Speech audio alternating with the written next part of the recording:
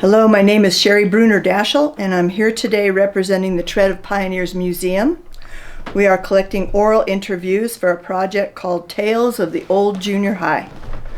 There will be interviews of staff, teachers, and administrators who worked at Steamboat Springs Junior High School on 7th Street in the 1970s, before Steamboat Springs Middle School was built on the Strawberry Park campus on Amethyst Street. Tell us your name and what you did at Steamboat Springs Junior High School. My name is Winston Walker, and 1973 in spring, we were getting out of college at Colorado State University in Fort Collins, and we had gotten, both my wife and I came over for an interview for the 1973 school year and 74, and we had both gotten teaching certificates at Colorado College, because when I was at Fort Collins I was in graduate school trying to get a forestry degree, and we knew that was coming to fruition and it was time to get employed. And we got out of school, there was a recession going on. We had long gas lines that I remember you guys remember lining up just to get a tank of gas. And the Vietnam War was coming to an end, and it was kind of an eye-opener to me, because Colorado State had a renowned forestry school, but no one of the large companies like Weyerhaeuser or Georgia Pacific or Willamette came to Colorado State even to give an interview for their graduating master's degree in forestry that year. So my wife and I looked at each other and said, well, we need to think about using our teaching certificate from Colorado College, and I'm going to be out of school and can't require our parents to fund us any longer. And so luckily I knew Bud Root from summer camp in Estes Park, and he was my camp director. I found out that he was a middle school principal in Steamboat Springs, and I had worked for him for 2 summers as his wrangler, and we had 25 horses that was at Chile camps in Estes Park. And Bud had gone there as a child. I mean, it had been in operation since 1912 or something. And my family, all my kids, siblings rather, I should say, my brother and my 2 sisters and I all went to Estes Park for summer camp for a month. And it was a typical summer camp in the Rockies. You got hiking and backpacking and horseback riding and crafts, and it was just a blast. But I got to know Bud Root because I ended up going through as a camper, and I came back as a wrangler to be in charge of the middle school aged horse program with him. So I remembered he was in Steamboat Springs, and it was my first phone call. I just called and said, do you need anybody to teach this year? He said, boy, we really need a science teacher. And so we came over mainly just for me to get an interview. And Cindy, my wife, came with me and sat out front on 7th Street and was reading her book. And I had my interview with Bud. And he said, well, we also need a football and a basketball coach. And I said, I'm in for both of those. And he said, well, that's great. And he said, I think I'll put a good word in with Mr. Sauer, our school superintendent. And he said, now if I could just find an English and a first year 8th grade Spanish teacher for 1 period, I'd be set. And he said, but what are my chances of finding a Spanish teacher this late? And this was probably late June or first part of July. And he just thought that was going to be an unfilled position for a Spanish teacher. And my comment was, my wife's sitting out here and reading a book in the car. She came up with me, and she majored in English and minored in Spanish, and she studied for 6 months in Spain her junior year. And he said, "Are you serious? Does she have a teaching degree?" And I said, "Yeah, she got a teaching certificate from Colorado College."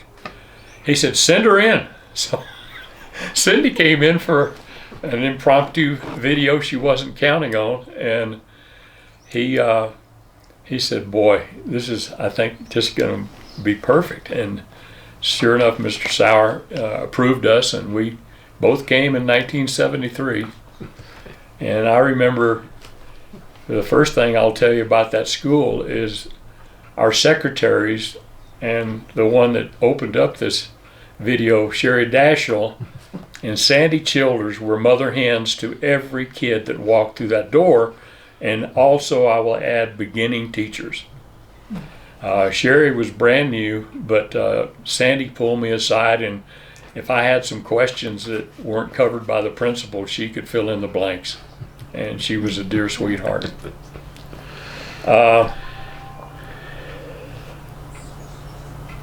We obviously loved, I remember coming over for the interview, and as everybody comes over rabbit ears the first time. And I think if you've traveled in the western United States in the summertime, going on vacation to Washington State or Montana or somewhere, we have done that many times to go visit her sister, whose husband was in the Forest Service. And we went to Libby, Montana. We went to Spokane, Washington, and Colville, Washington, wherever he would be stationed. And in August, everything's pretty darn dried out, even if you had a good snowpack. But the two places that, the only place that really caught our attention, and it was the same as when we first came over Rabbit Ears, was you look down at all that irrigated hay meadow in even August, and it was green. It was just like a oasis in the desert compared to, the dry places. The beauty of this place is, and it captures all of us, we just are, I don't know, it's almost a spiritual moment to see the beauty of God's creation and nature out there in front of you in just some panoramic view. So we were very impressed with the beauty of Steamboat, and also what a tiny little town it was in 1973, and felt very fortunate to be offered teaching jobs here. I would like to mention my father as a reason we even ended up in Colorado. I grew up as a child in the 50s, and as we all know, discrimination was rampant in some small communities, still is in the South. Deep South is especially had a harder time transitioning into equality for all. And we saw that as children, and my dad, bless his heart, we would go out maybe once every 6 weeks to a restaurant, and it was a very special occasion. But when you went to the screen door to enter the restaurant and have a family meal, there was a white sign on the screen door, and it said "Whites Only" in black letters. And my dad, even as a 6, 7, 8-year-old to his children, would point at that sign and he said, "This is wrong, and I hope it changes, and I have hope that it will change during your lifetime." But we saw it, and how really unfair it was for the black people. My father was actually ostracized in the business community of a little town of 1,200 people when he gave his black help. He had a tiny little Ford dealership. It had room for 2 cars if you were careful not to scrape them on the showroom. And he had, his main income was the repair shop. And most of the men that worked in his repair shop as mechanics were black. And we knew them all. They were special people. But he gave them a quarter cent per hour raise for their effort if they worked for him for like 8 or 10 years. And that got around to the businessmen in the white club of the Arcadia, Louisiana Businessmen Association, and they confronted him and told him that he wasn't doing his part of keeping the black people in their proper place, and that was not giving them a fair shake. And he stood up against that, and he was voted out of the organization. And shortly after that, we moved to a little bit bigger town called Minden, Louisiana. It's about 20 miles Interstate 20 east of Shreveport, which is the largest town around. But the larger communities to us seemed to be more accepting of things were changing. But if you were in little tiny pockets, they sure didn't want any change to happen. When it came time to go to college, all of my senior graduates went to Louisiana Tech, which is a fine institution, and it's just down the road 20 miles in Ruston, Louisiana, where I was born. We didn't have a hospital in Arcadia. But it was just an amazing time. But my dad said, if you go to school here, the discrimination will still be evident, and I really think y'all need to try to broaden your horizons and experience college in another state. Well, since we agreed with that and loved the mountains because we'd been going to camp at Estes Park, then Colorado was our choice to try to go to college, and we all four, my two sisters also went to Colorado College.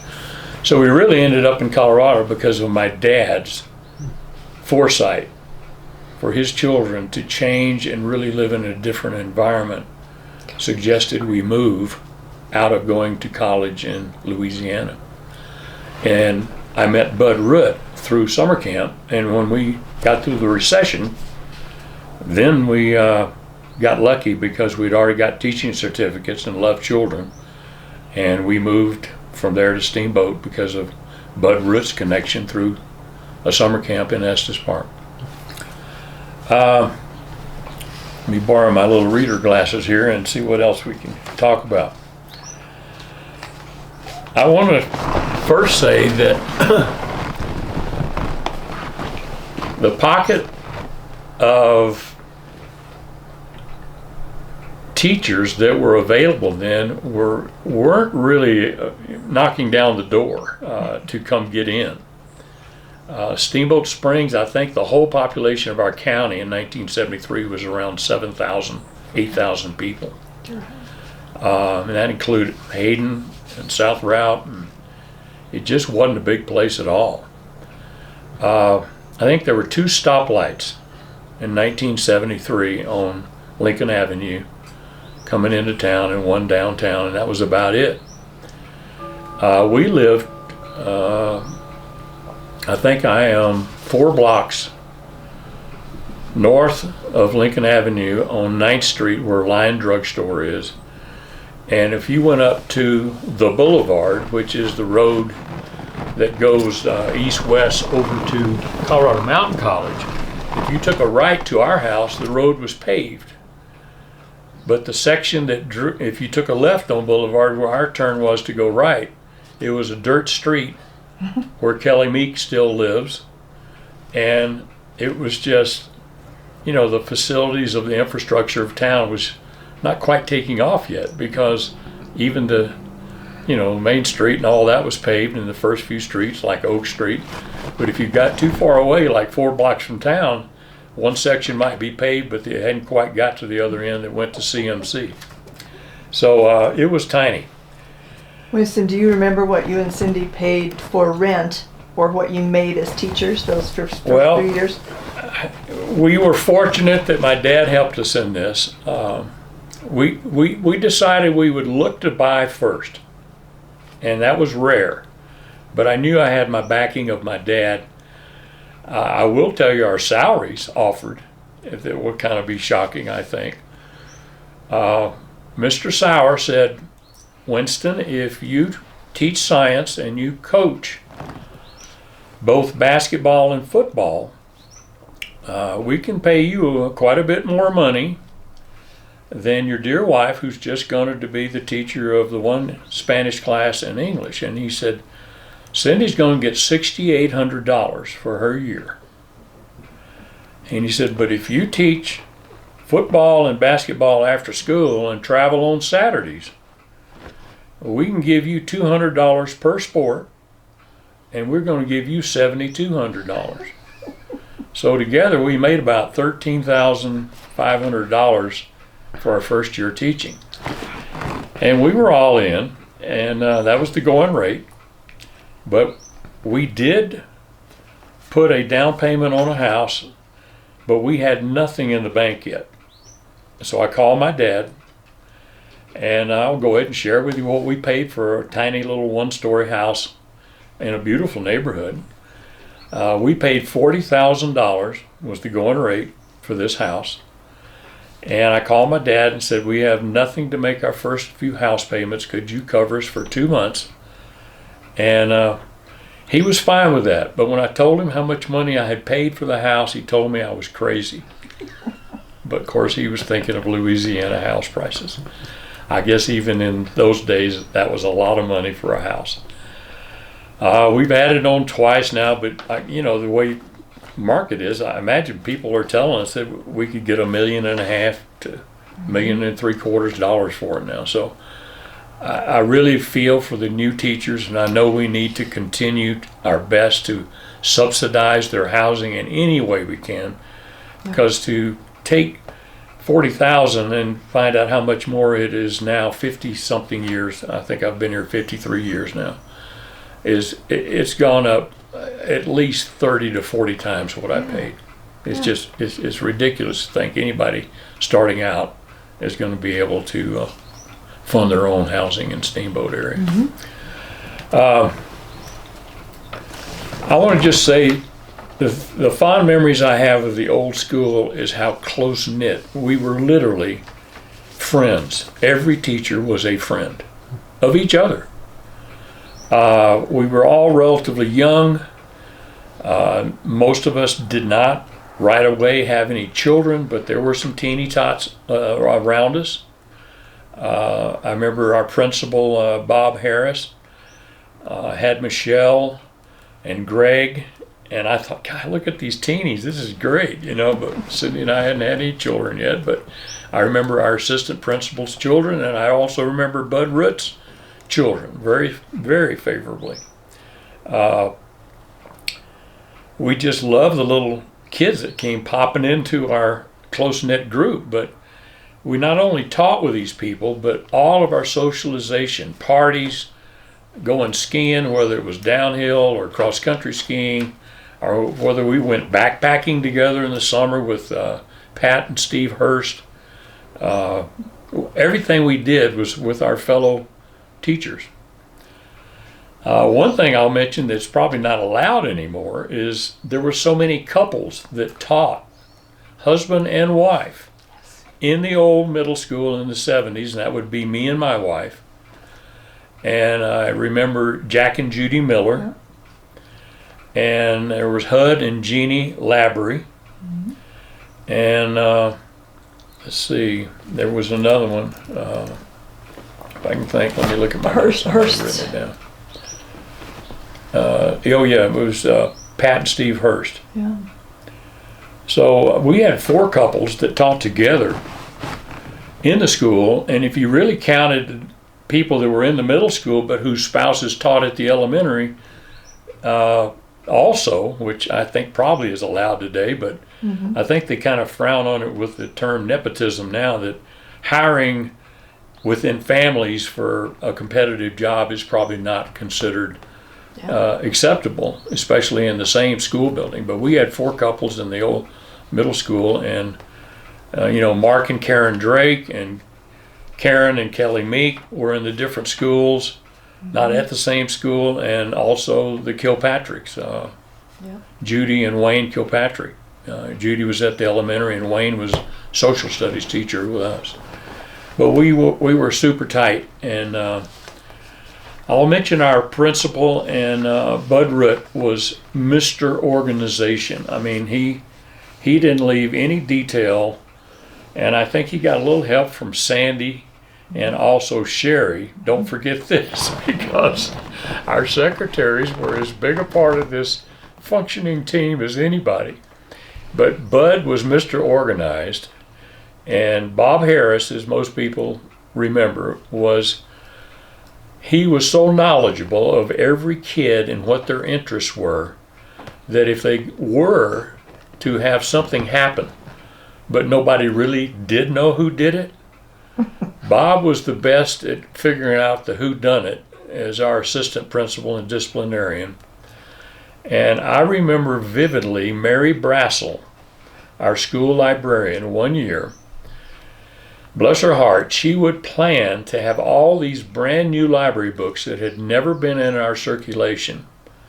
And she had the English classes come by the first week of school just to look at the books. But you couldn't check them out yet. That was the rule. Well, the book, and then Mary was a first-year teacher. This happened, and she was in tears at lunch. She came down after the first morning showing, and the afternoon classes hadn't even gone through yet. And she was upset and crying, and we said, "What's wrong?" And she said, "Someone stole the skateboarding book." And Wayne Kilpatrick, who had experience with Bob Harris, consoled her. He went over and he said, "We'll have that book back in an hour." And she said, "No, it's gone. Somebody stole it." He says, "You don't understand. Bob Harris will get to the bottom of it." So Bob Harris came into the teacher's lounge, and we were all eating lunch, and our lunch was 20 minutes long. You literally crammed your homemade peanut butter sandwich down and ate an apple on the way back to class, and you were back on schedule.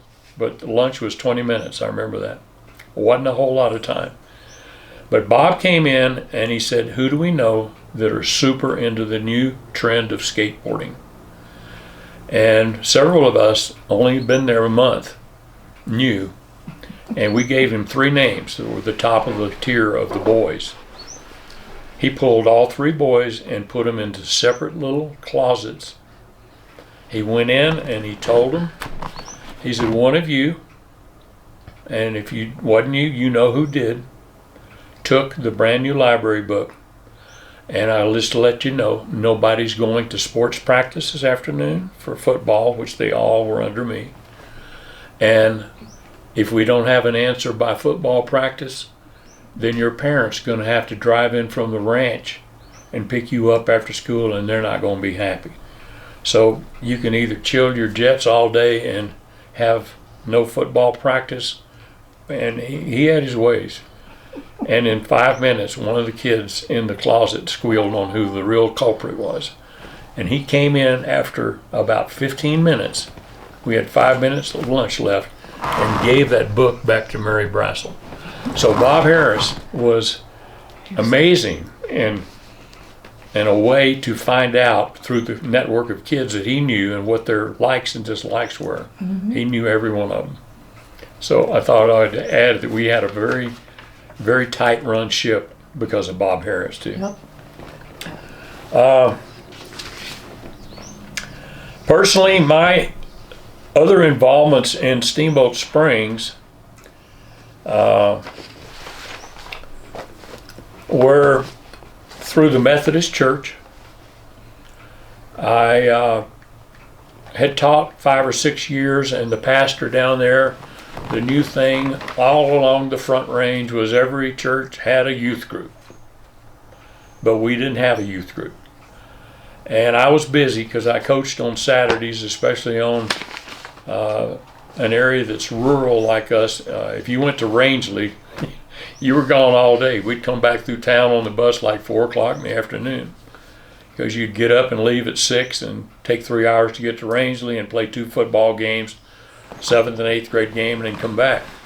So most of our activities were Saturday, but the youth group was going to have to happen on Sunday. So I taught Sunday school in the morning and literally was having middle school kids with me 7 days a week. But I told the pastor, I said, we can do something. We can go bowling. We can go to a movie. We'll do something. I don't have a whole lot of time to plan something extravagant. But we did to go on 2 church backpacks in the summer. And we took 18 kids. One year we took 15, and we took them up to Martha Lake, which is you go out the Strawberry Park Road to the old Whiteman School, and you would go up to Elk Park and then down to Mad Creek Canyon and go up to Martha Lake. And we went to Luna Lake the second year. They wanted to go a little further, and that's really close to the divide. So we had a great backpacking trip with the church youth group.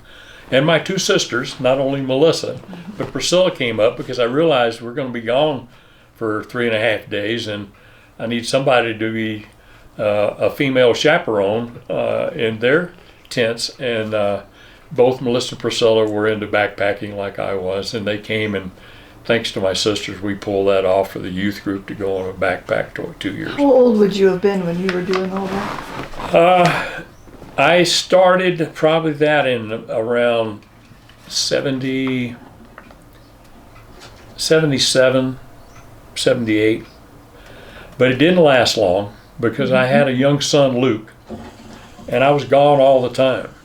Yeah. And when Saturday would come and I had an away game and he couldn't come watch us play at the local, Luke would hang on to my knee and cry, and it was a bad scene leaving to go on a game. And I told Bud Root, I said, I do basketball and football, and I just need to get out of the football because, the basketball, because it's the longest season really. It starts right after football in October and goes all the way to the end of February. So they let me out of coaching basketball. I did that for 7 years, and then I stayed with the football program for 19 years. Oh, geez. But thanks to my sisters, we got the youth group taken care of, and I taught Sunday school down there.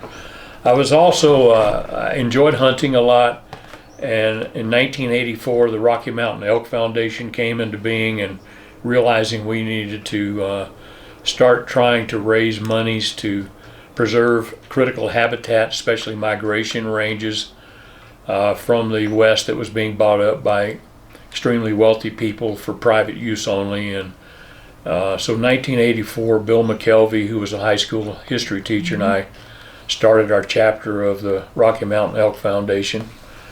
And I was involved in that a lot here in Steamboat for our banquets. I also enjoyed Relay for Life, and many of us that have had a taste of cancer, and some of us were lucky like me. I had thyroid cancer, I think it was 2007, but I was real lucky, and there's 3 different kinds of thyroid cancer, and all I had to do was 1 radiation and no chemo, and had a surgery to take out my thyroids, and I'm just on synthetic thyroid. But we know a lot of people that have battled cancer, and amazingly we are very adept at doing it, but the people that have to take the chemo, it throws them for a loop, and their whole bodies are fighting the medicine, not only the disease, but thanks to that medicine, we have a lot of people saved today and having their life longevity extended because of our cancer treatments. But Relay for Life was a very good thing for people to come together who had either lost loved ones or were currently fighting cancer, or just family to come and support people in their family that were dealing with it. And I enjoyed Relay for Life a lot. I will say the thing that I know we all notice if we were here 53 years ago is the population of our community has grown, and that's not all bad. We have a lot of more amenities now, like paved streets. Yes. And I do notice the traffic. The traffic, I think, is something that if you try to come into town with the commute to Steamboat from Hayden or South Route and Craig, they're coming from Craig to work. It's really a tough deal, especially in the wintertime, trying to be careful, everybody, to get here to work. And we know that Highway 40 has gotten extremely dangerous in the last few years to negotiate that. I just think that not so much the drivers that you occasionally see on the cell phone, but I think the thing that I notice more, and I know people notice that are my generation, is people, even though they may be socially together, they're more prone to be hanging out, but each one of them is doing something individual on their cell phones and aren't really honoring the presence of their friends if they would all three just put their phone away and visit about concerns that were going on in their life. Because a lot of the stuff I think that they're getting on their cell phones is really trying to get them to consider doing something, you know, or adding something to their life that maybe isn't necessary. And it certainly isn't enhancing their friendship of who they're hanging out with at the present time. That's just my little and soapbox on that. you have a granddaughter, so you're well aware of what goes on now with you. Yeah, I see that. Yeah, I thought I was done with school, but then, you know, health reasons of my dear daughter who grew up here and loves Steamboat. She's lived with us for the last 4 years. She has a neurological condition, bless her heart, and she's never complained, but fate has kind of dealt her this hand. Her husband works for NASA, the space agency, and he's back in Virginia and so busy he doesn't come home from work till 7:30 or 8 at night. He's supportive of everything we're doing, and we're all grateful that we're still healthy enough to be the caregivers. But we now have Sophie, who will be a junior in high school, and she came in 7th grade, and kind of tough breaking in, but boy, she's had her stride now, and she has great friends, and it's kind of tough to break into middle school as an 8th grader. And how do you think it's different for kids now than it was in the 70s? I mean, there's always been cliques and groups and sports kids and whatnot. I don't think it's changed that much because we saw that.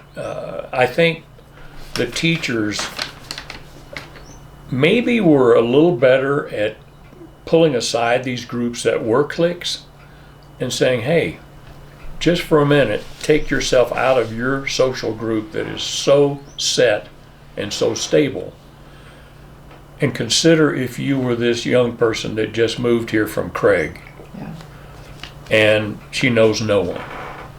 Don't you think today for lunch y'all could include her to sit at your table? Yeah. We used to do that. We would make suggestions, and usually it would happen.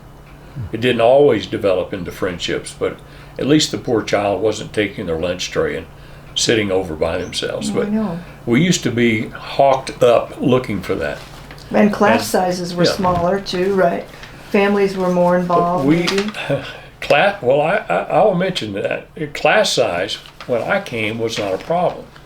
In one grade, when I came in 73, the lowest grade of the 6th, 7th, 8th grade had 70 children. And the largest class was 90. So there was like a variation of 20 children each year, but it was all doable. None of us had to have 2 science teachers. And the closeness and uniqueness and why we knew the kids so well is we all had them. Every one of the teachers there had them.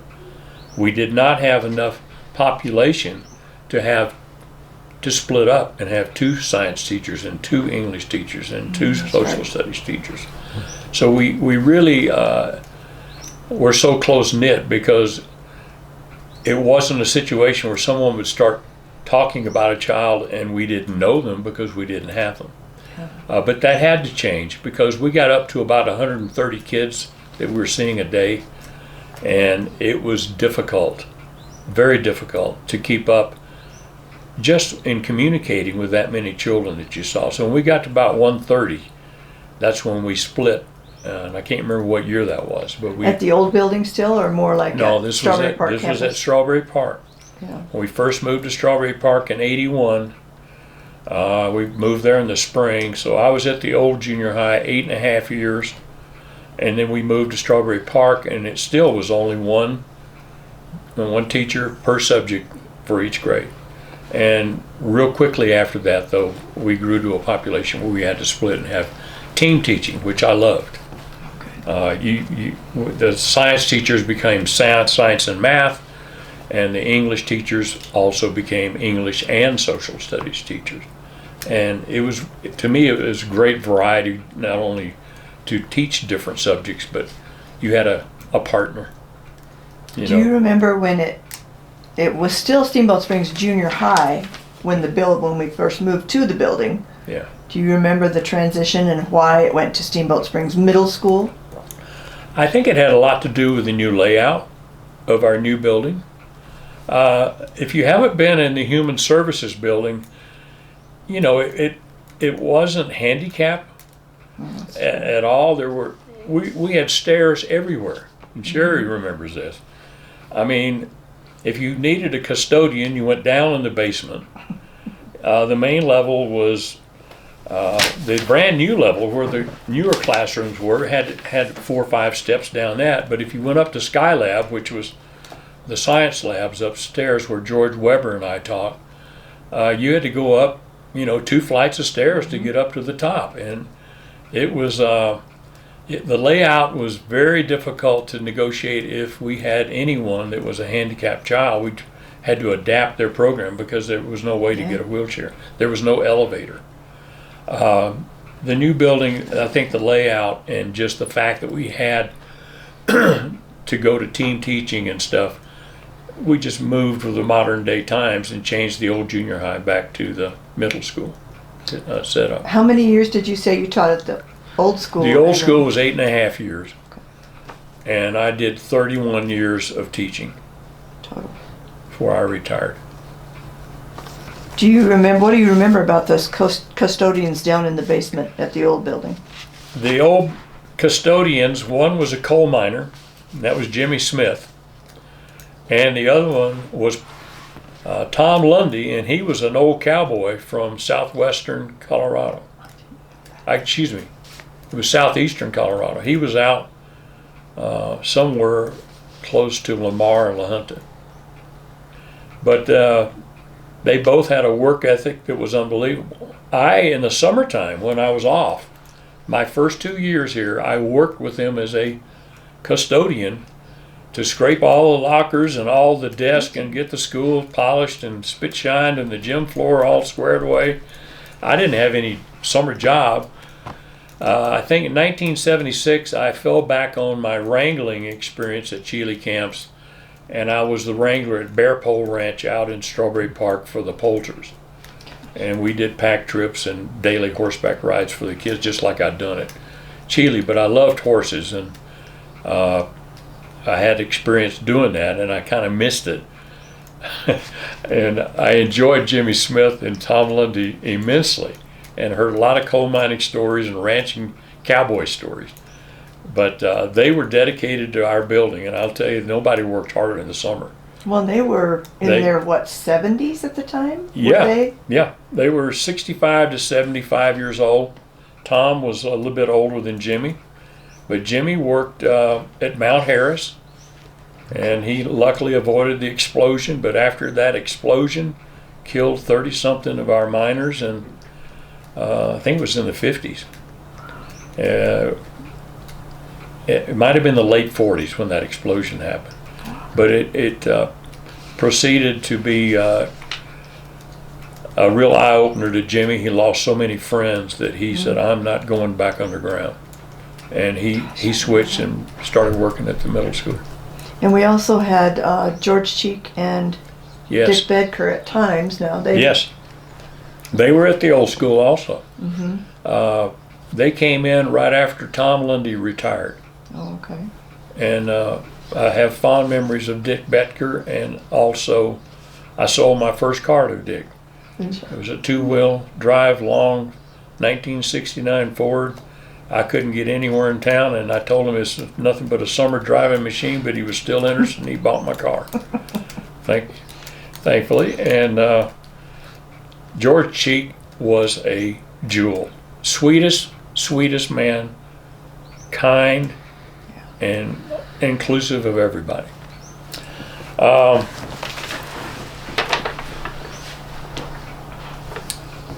have absolutely no difficult memories of my time at the old junior high. It was nothing but positive. It was such a small knit administration, secretaries and teachers. We were all in it, 110% for the kids, and I don't have any bad memories. The special things that we did, there was a right to read time during the day. It was our effort just for even the kids that maybe didn't go to the library very often, had to have a book. And there was 15 minutes, it wasn't that long, but there was a right to read period in between classes where the kids were mandatorily, absolutely had to be quiet and open a book and read. And a lot of them, I think, really found out that books were cool. It wasn't just skateboarding, but, you know, it was really neat to get into some things that they had interest in. Well, and I think all the staff, Yeah. I mean, the office staff and the custodians and everybody stopped and read, which was just The other thing I really- can say about other special programs is any school teacher knows the last week of school is kind of a joke.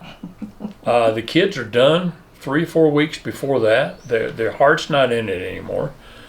And especially after they take their finals and you got one more week to kill. At the middle school, and I thought it was very successful, we did a thing called mini courses. And they were mini courses because they were only like 4 days long, but we had the kids select what they wanted to do. And we went to the teacher's interest, whether it was backpacking or fishing or sewing or whatever, embroidery. There were all kinds of skills amongst our teachers, and they chose to offer something with usually a team teacher with them that had that interest also. And they did fundamentals of backpacking, or they did fundamentals of fly fishing, fundamentals of sewing. And they literally would bring in sewing machines, and the kids loved it.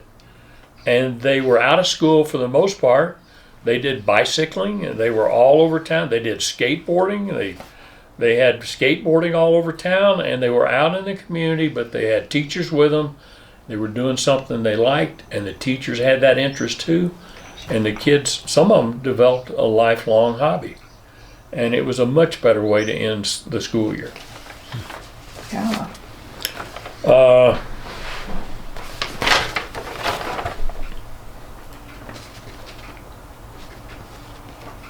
I would have to say that everybody that I met at that school had an impact on my life. And I think I mentioned the secretaries more than once. But when we came in, even though I knew Bud Root, I was apprehensive. And Sandy Childers came over and settled my wife down by holding her hand because she was given a surprise interview. She was out in the car reading her book, and she came in and she was a little unsettled, and Sandy came over and held her hand, introduced herself, and she said, "You're going to like it here because these are really nice people." And I'll never forget that. Yeah.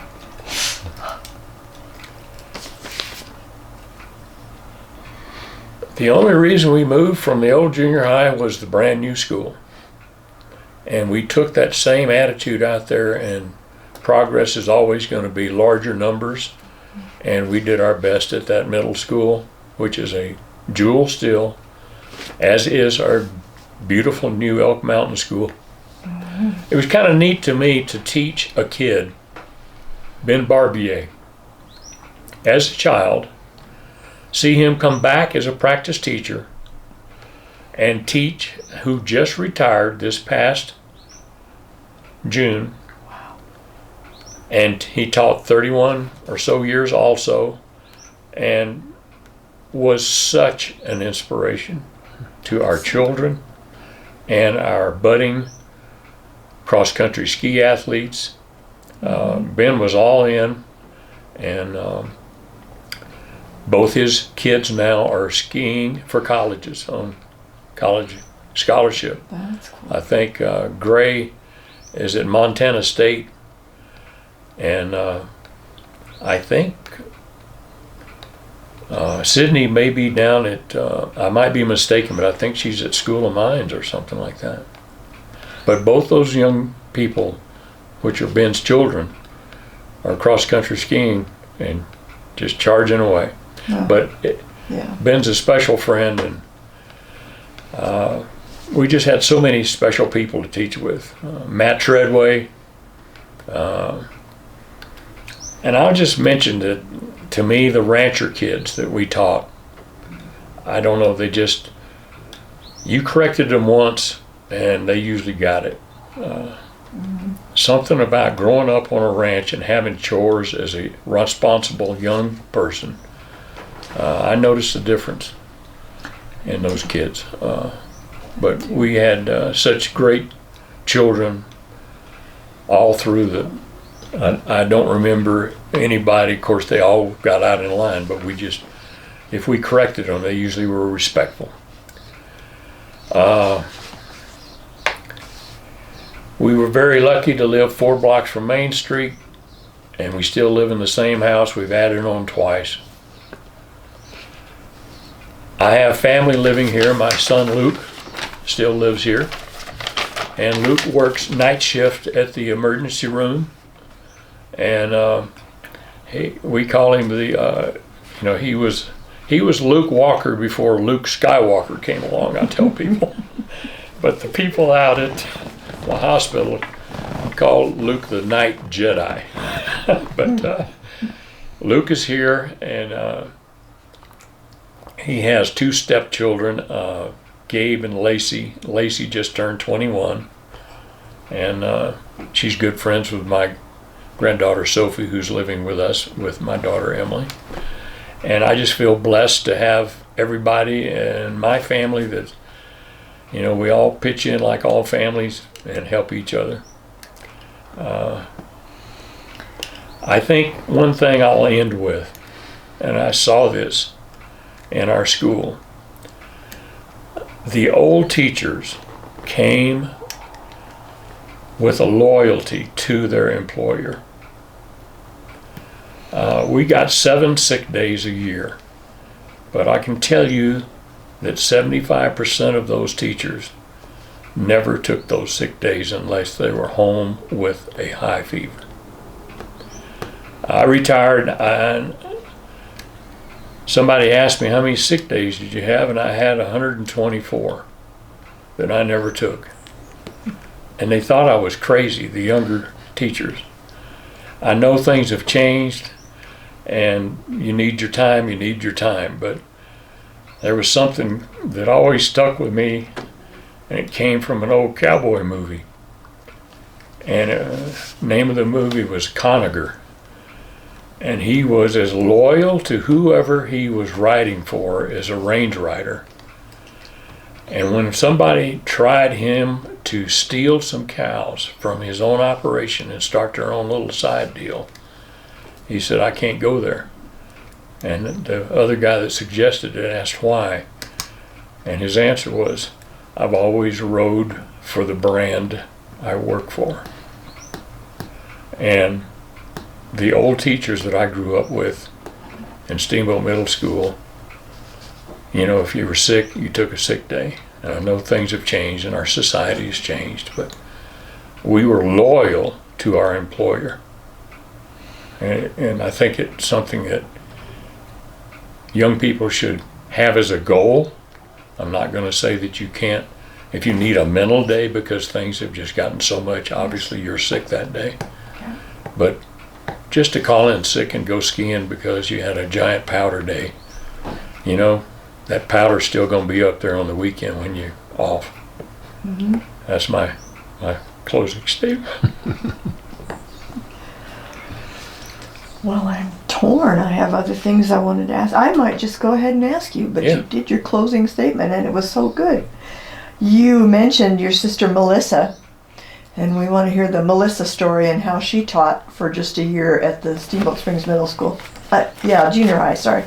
Steamboat Springs Junior High. Well, my wife, I loved it because we had a new baby at the house, and she was over all the time after school helping us and playing with my little infant Luke. And but Melissa we went cross-country skiing, still up Spring Creek Trail right by the high school. We had Luke in the little Cheri pack on my back. And one story, I think Luke has the thickest, longest eyelashes I have ever seen. It was pouring snow, and we turned to take a picture of Luke, and he had a ledge of snow on his eyelashes that had built up about an inch. And every girl that's ever been sort of a friend of Luke's as a friend has always looked at him and said, how could these eyelashes possibly have been wasted on a boy? But Melissa went cross-country skiing with us. She went backpacking with us in the summer, that summer. And she was over all the time for meals. And she just pitched in, and she loved being here. And she taught did she teach Spanish and English? She just took 1 year, and she taught Spanish and she took mostly English all day, and her last hour of the day was beginning level Spanish 1. Do you remember where the district office was before it's in our old middle junior high building now? The district administration offices were in a trailer, and it was located where the concession stand of our high school football field was. And if you had any issues to go up there about what step you were on the salary schedule because you just got a master's degree, you had to go up and park, and you were parked basically right at the football stadium because that's where they had a trailer, literally a trailer. Yeah. And obviously when we moved and it had all that new office space, the administration office moved back down to the old junior high in the newer wing. Yeah. Mm-hmm. So that administration office is down where the English hallway and that sort of area. That was it. One of the other teachers told us that Bud did not let the teachers have lunch duty. He covered lunch duty so that the teachers could have a break. Do you remember that? He would spell you some. Obviously he couldn't be everybody. But most of the kids went to the gymnasium, obviously. Mm-hmm. And a lot of times whoever had gymnasium duty, if they were really strapped, he would come down and assist. But you really needed 2 sets of eyes down there. Mm-hmm. Because they were playing unpoliced by a teacher, dodgeball, everything else, and some of them were really out to just kind of waste away some of the girls that they were trying to get their attention. And it was kind of chaos if you didn't have 2 people watching the gym floor. I do remember that. If you want one more Bob Harris story, I will tell you. We had in the auxiliary gym where they had gymnastics as a extracurricular. Somebody from outside the school district usually taught it after school, but it was an unused space. But there was a big trampoline in there. And it was a large trampoline, and the kids could literally, with that space in there with those high ceilings, they could go 15 feet in the air. Yeah. Well, a child got in trouble during lunch in the cafeteria, and we're thinking they had gotten away with it. And I was on duty. I was watching the auxiliary gym. That was my job for that day. And this kid that was the culprit was jumping on the trampoline. And Bob Harris showed up at the door and started scanning the kids. And all the kids but the jumper, who was the guilty party, stopped in a hush. The kid didn't notice. He just kept jumping. And Bob looked at me like this. Where is he? And I said, and he looked at the kid on the trampoline. Confirmed that's who he was after. He walked over, and the kid had come to one side, bouncing. And Bob had the ability to reach and get him right before he went back up on his ascent. He didn't hurt him. No, but he grabbed a handful of his shirt collar, and that kid, instead of going up, went straight off, and he was staring right at Bob Harris. And all the kids in that classroom of the gymnasium were in disbelief. And I think the message was, you better be good or Bob Harris will get you. But the kid thought he was just going to be carefree and bouncing away, and Bob grabbed him and pulled him off in one fell swoop. Just boom.